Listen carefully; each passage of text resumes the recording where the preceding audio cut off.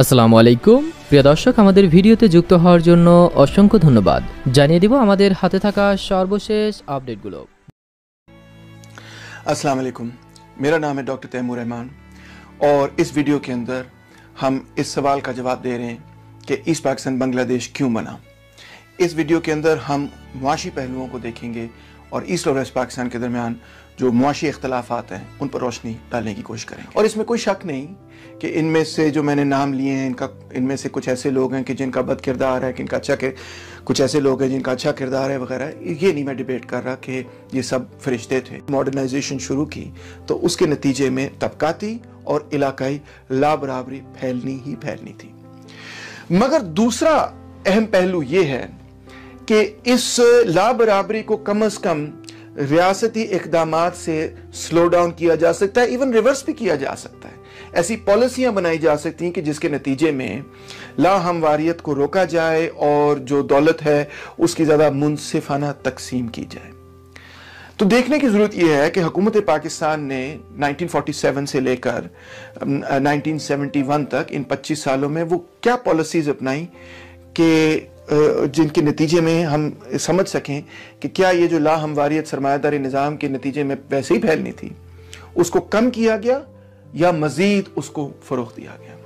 आप हैरान होंगे ये सुन के, मगर ये हकीकत है कि पाकिस्तान की हुकूमत उस ज़माने में ये समझती थी कि अगर हम मोनोपोली डेवलप करें, यानी कि चंद लोगों के हाथों के अंदर दौलत को मरकूज कर दें, दौलत का इर्तिकाज़ चंद लोगों के हाथों में हो जाए, तो उसके नतीजे में मुआशी तरक्की तेज हो जाएगी। आइए देखते हैं कि वेस्ट पाकिस्तान और ईस्ट पाकिस्तान के दरमियान वो क्या मुआशी रिश्ता था और क्या ईस्ट पाकिस्तानी का ये दावा कि वेस्ट पाकिस्तान की हुकूमत जो है वो हमें लूट रही है, हमारा इस्तेहसाल कर रही, क्या उनका ये दावा दुरुस्त है या गलत। इसके लिए एदादो शुमार हम कोई ऐसे एदादो शुमार इस्तेमाल नहीं कर सकते, जारी बात है, जो कि इंडिया ने तैयार करके दिए हों। हम एदादो शुमार वही इस्तेमाल करेंगे जो कि पाकिस्तान की अपनी हुकूमत ने तैयार किए थे।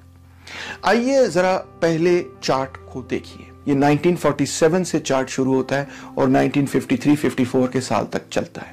एक तरफ वेस्ट पाकिस्तान की रेवेन्यू और एक्सपेंडिचर्स हैं, दूसरी तरफ ईस्ट पाकिस्तान के रेवेन्यू और एक्सपेंडिचर्स हैं, यानी अखराजात और आमदनी है। अखराजात को भी आप देख सकते हैं, आमदनी को भी देख सकते हैं। आमदनी से मुराद ये है कि जो टैक्सेस में पैसा जमा हुआ है, और अखराजात से मुराद ये है कि जो हुकूमत ने पैसे खर्च किए हैं। जब आप वेस्ट पाकिस्तान की आमदनी और अखराजात को देखते हैं और देखते हैं कि बैलेंस क्या बनता है, कि अखराजात ज्यादा थे या आमदनी ज्यादा थी, तो आप ये देखते हैं कि 1947, 48, 49, 50, 51, 52 तक हर साल तकरीबन वेस्ट पाकिस्तान की गवर्नमेंट जो है वो खसारे में चल रही है।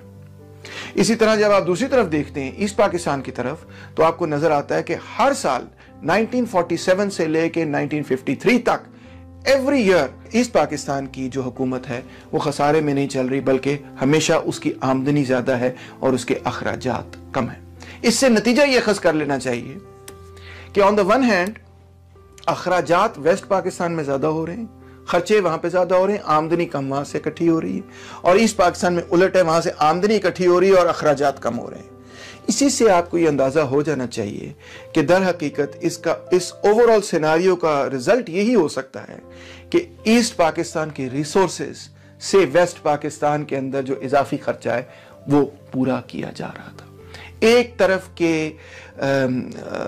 तरफ का खसारा जो है वो दूसरी तरफ के इजाफी आमदनी से मुकम्मल किया जा रहा था।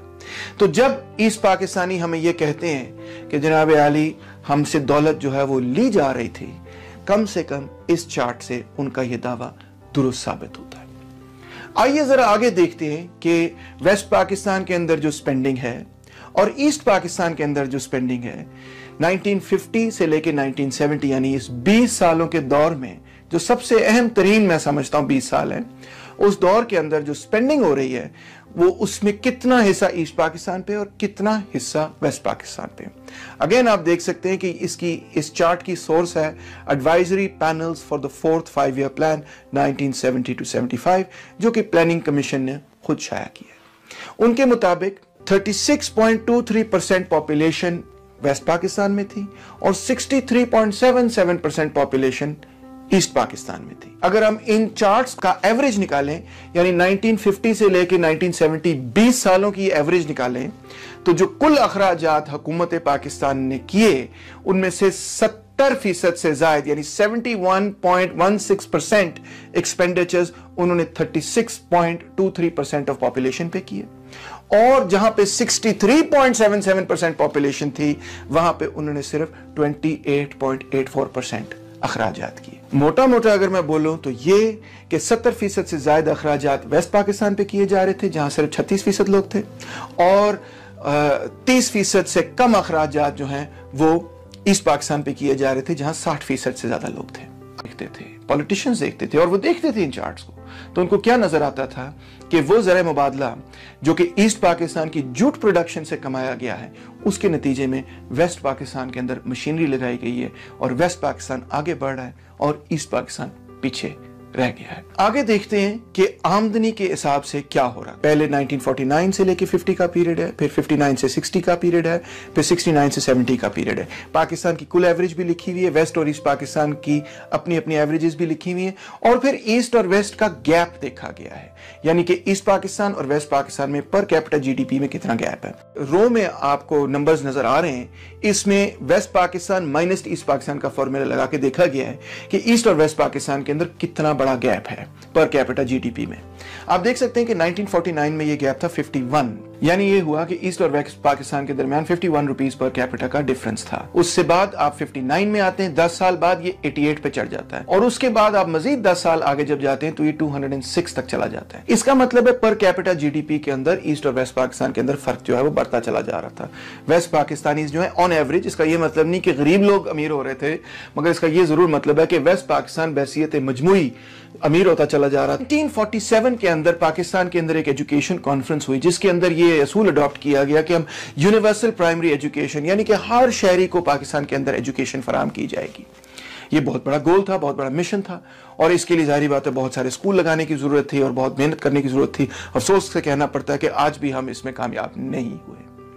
मगर बहरहाल जब आप ईस्ट पाकिस्तान की तरफ नजर उठा के देखेंगे तो आप हैरान और परेशान हो जाएंगे कि ना सिर्फ पर कैपिटा टर्म्स में, ना सिर्फ रिलेटिव टर्म्स में, मगर इवन एब्सोल्यूट टर्म्स में जो नंबर ऑफ स्कूल्स थे ईस्ट पाकिस्तान के अंदर वो बढ़ने के बजाय कम होने शुरू हो गए। ये हैरान कौन डिस्कवरी है, क्योंकि पूरी थर्ड वर्ल्ड के अंदर आजादी के बाद जो स्कूल्स वगैरह थे वो बढ़ रहे थे, पूरी दुनिया के अंदर बढ़ रहे थे, मगर ईस्ट पाकिस्तान के अंदर वो बढ़ने के बजाय कम होते हुए नजर आ रहे थे, नॉट ओनली पर नंबर ऑफ स्टूडेंट्स मगर इवन इन एब्सोल्यूट नंबर्स। हैरान कौन बात है।